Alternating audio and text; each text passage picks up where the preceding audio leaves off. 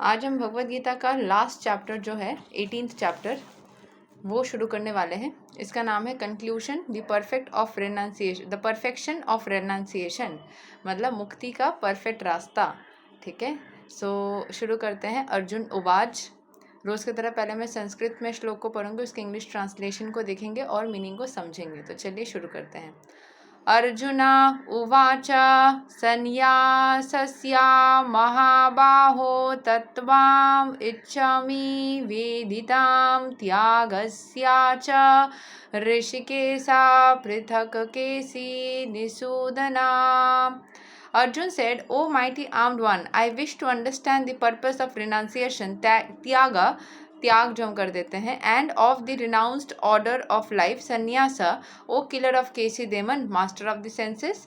तो यहाँ पे अर्जुन ने कृष्ण भगवान को केसी बोल के जो राक्षस का उन्होंने वध किया था उस से उनको संबोधित किया कि केशी निषूदना, आप केसी राक्षस को मारने वाले भगवान, और हमारे सारे सेंस ऑर्गन्स को अपने मुट्ठी में रखने वाले भगवान, master of the sense organs, इन सब को रखने वाले भगवान, आप हमें बताइए क्या त्याग करने का क्या पर्पस है, और त्याग करने के बाद जो जीवन जीते हैं हम संन्यास के, उसका क्या पर्पस है, तो या उसको कैसे बिताना पड़ता है, तो वो बताइए।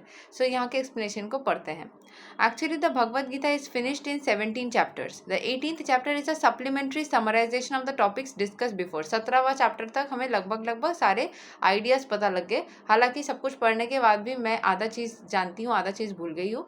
ये भगवद गीता एक बार में सीखने की चीज़ या एक बार में समझने की चीज़ है नहीं, इसको पढ़ते रहना पड़ता है, क्योंकि इतना मोटा बुक है, इतना सारे चीज़ें हैं, तो आपको अपनी ज़िंदगी में कंटिन्यूसली इसको चर्चा या रिवाइज करते रहना पड़ेगा, तभी जाके ये दिमाग में बैठेगा।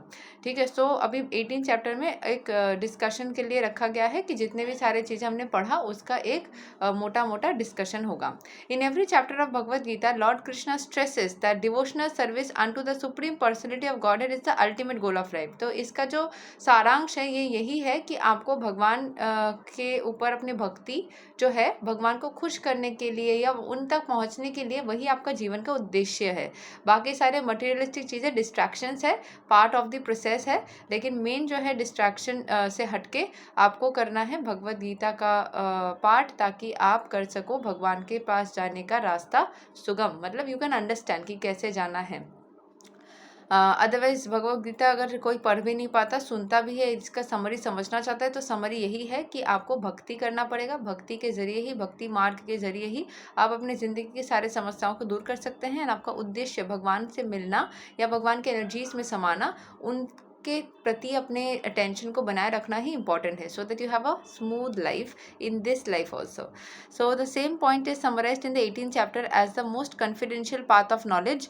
एंड सबसे ज़्यादा इंपॉर्टेंट था कि ज्ञान इज़ वेरी इंपॉर्टेंट। अगर आपके पास ज्ञान नहीं है, जो भगवद गीता भी बार बार यही बताता है कि ज्ञान लो, बिना अज्ञानी हमेशा ही मुसीबत में पड़ता है। अच्छे से ज्ञान लो तो कोई भी कभी आपको ना ही परेशान कर सकेगा या आप खुद भी परेशान नहीं होंगे। तो ज्ञान रखना बहुत इंपॉर्टेंट है। In the first 6 chapters stress was given on devotional service. योगिनाम आपि सर्वेसाम, of all yogis or transcendentalists, one who always thinks of me within himself is the best. In the next 6 chapters, pure devotional service and its nature and activity were discussed. In the third 6 chapters, knowledge, renunciation, the activities of material nature and transcendental nature and devotional service were described. It was concluded that all acts should be performed in conjunction with the Supreme Lord, presented by the words Om Tat Sat, which indicate Vishnu, the supreme person. तो हर एक activity जो भी हम करते हैं अपने जीवन में, वो भगवान को खुश करने के लिए या भगवान के एनर्जीज में रहने के लिए करना चाहिए। The third part of Bhagavad Gita is shown that devotional service and nothing else is the ultimate purpose of life. This has been established by citing past acharyas and Brahma Sutra, the Vedanta Sutra. Certain impersonalists consider themselves to have a monopoly on the knowledge of Vedanta Sutra, but actually the Vedanta Sutra is meant for understanding devotional service for the Lord himself in the composer of the Vedanta Sutra, and he is the knower.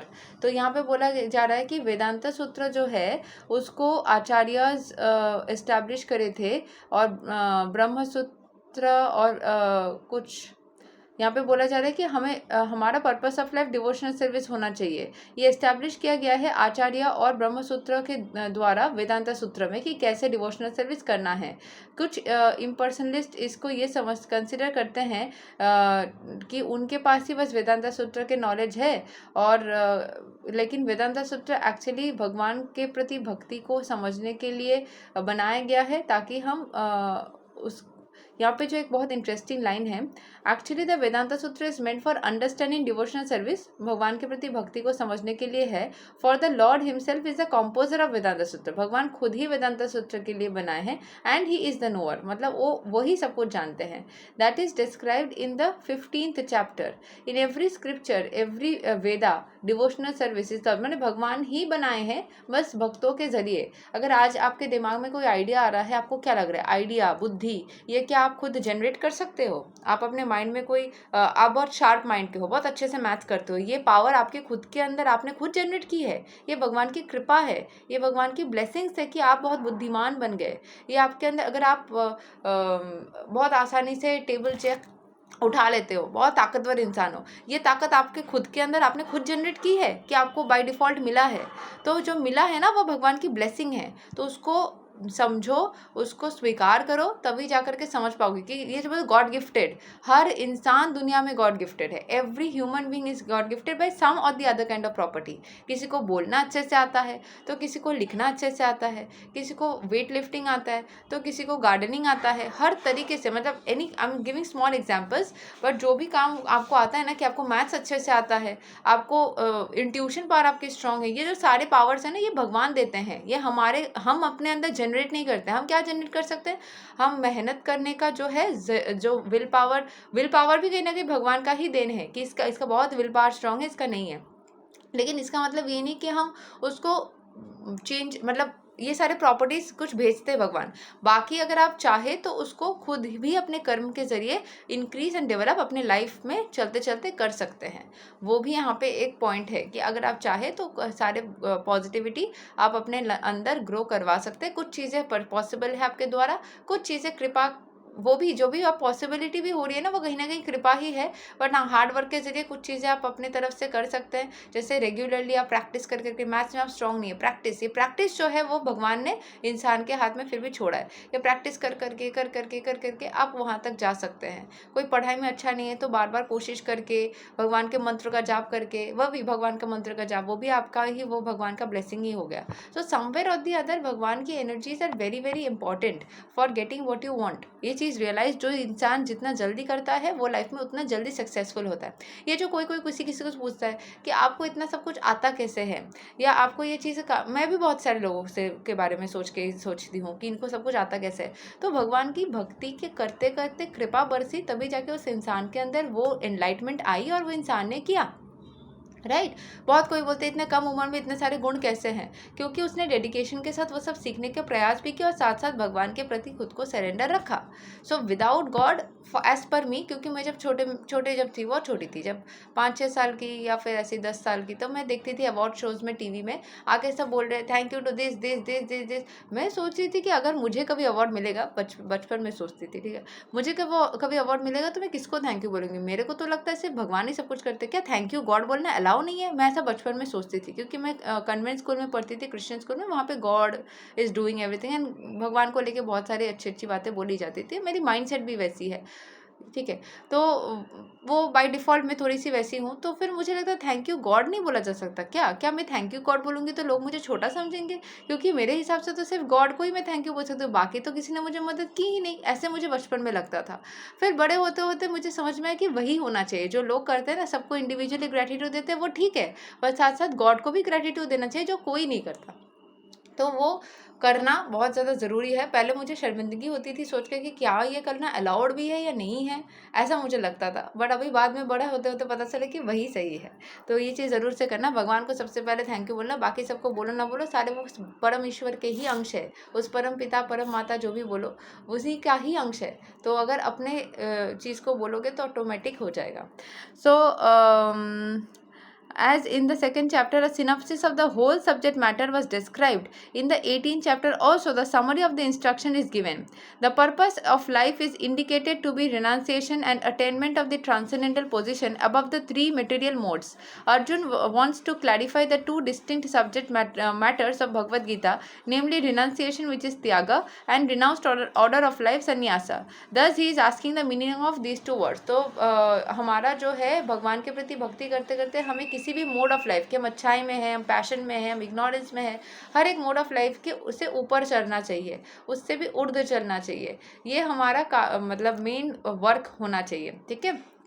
सो जो ये चीज़ों को कर सकता है वो मान लो बढ़िया काम कर रहा है, जो नहीं कर सकता उसको इस काम को सीखना चाहिए, उसके लिए भक्ति करना चाहिए. तो अर्जुन को भी ये मोड ऑफ मटेरियल नेचर से ऊपर उठने का बहुत इच्छा था, तो उसको भी ट्रांसेंडेंटल नेचर मतलब भगवान की भक्ति में खुद को डालने का इच्छा था. तभी उसने पूछा कि त्याग कैसे करते हैं, संन्यास जीवन कैसी होती है, और त्याग करने से क्या होता है. मतलब उसको ये वाला चीज़ चाहिए था, बिकॉज वो त्याग करके भगवान के और समीप जाना चाहता था. Two words used in this verse to address the Supreme Lord, Rishikesha and Kesi Nisudana, are significant. Rishikesh is Krishna, the master of all senses. हमारे पांचों इंद्रियों के जो मास्टर है वो भगवान खुद है. Who can always help to attain mental serenity. Arjun requests him to summarize everything in such a way that he can remain equipoised. तो अर्जुन चाहता है ऐसे तरीके से उसको समझा दिया जाए कि वो सब चीज़ें एक साथ में हैंडल कर पाए, अपने पांचों इंद्रियों को हैंडल करने की क्षमता पाने के लिए भगवान को ऋषिकेश नाम से वो उद्देश्य कर रहा है, ताकि ऋषिकेश नाम से जैसे वो भगवान को उद्देश्य करेगा, भगवान की वो वाली प्रॉपर्टी, हमारे सारे इंद्रियों को बैलेंस करने की प्रॉपर्टी वाला ब्लेसिंग उसको मिल जाए और उसके पांचों इंद्रिय भगवान के ब्लेसिंग से बैलेंस हो जाए. He has some doubts and doubts are always compared to demons. He therefore, जब भी कन्फ्यूजन में हम होते हैं कितना तकलीफ फील होता है. कभी किसी ने देखा है कोई अगर कन्फ्यूजन में, आप में से कोई भी कन्फ्यूजन में ज़िंदगी को बिता रहे हो तो कितना कष्ट होता है वो वाला टाइम, कुछ समझ में नहीं आता है. He therefore addresses Krishna as केसी निसूदना. जो डाउट्स है, डेमन्स है, जो कि राक्षस जैसे हैं, जो परेशान करते हैं, वो सारे भगवान ना मार दे, कन्फ्यूजन को दिल से मार दे. Keshi was the most formidable demon who was killed by Lord. Now Arjun is expecting Krishna to kill the demon of doubt. तो जैसे कि आप डेमन्स को या सारे कोई भी एक डेमन का वो नाम ले सकता था, बट उसके माइंड में तब उसी टाइम पे केसी का ही नाम आया, क्योंकि वो एक पावरफुल डेमन था, तो बहुत ज़्यादा ऊंचे पहुंचा हुआ राक्षस था. तो उस पहुंचे हुए राक्षस को अगर वो मार सकता तो छोटा सा डाउट का डेमन को तो वो आराम से मार सकता है. तो डाउट के डेमन्स को मारने के लिए, उनके सारे पांचों इंद्रियों को स्टेबल रखने के लिए उन्होंने ये दोनों नाम यूज़ किया.